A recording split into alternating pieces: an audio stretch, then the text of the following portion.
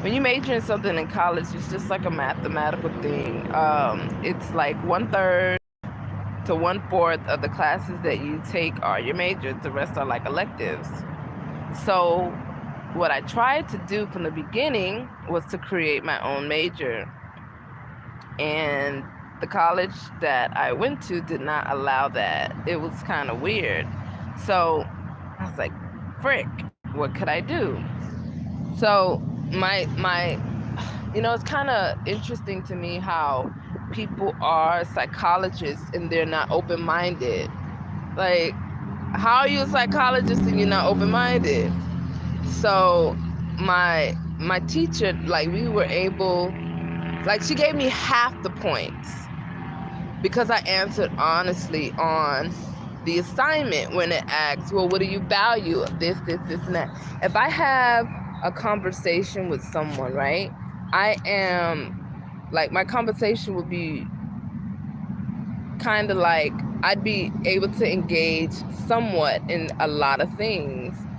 And that is how I view education. I don't think that you should have just a linear mind when it comes to education.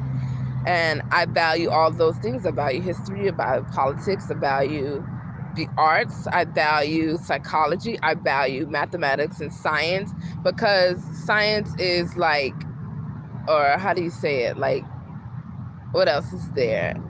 Like, I value all of those things, and I think they're all equally important, because when you don't have someone who is, like, at least taught somewhat in those things, like I value the law, then you, of course, you have a concentration, but the question was, like, what do you value? And I picked all of it, and she didn't like that.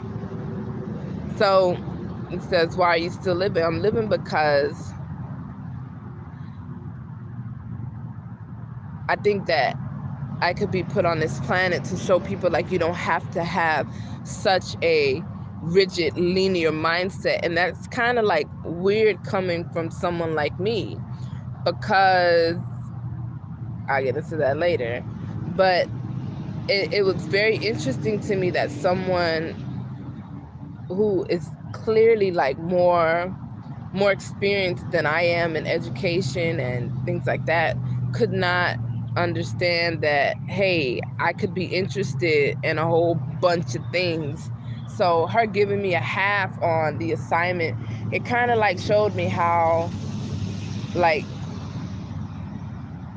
how people can try to put you in a box. I'm not living to be in a box. Why are you still alive? I'm still alive because, like, I'm literally still alive because people have tried to put me in a box. Why are you still alive? Like, hello, let's vlog. How are you? Why are you still alive? Like, I don't have kids. I'm not in a relationship.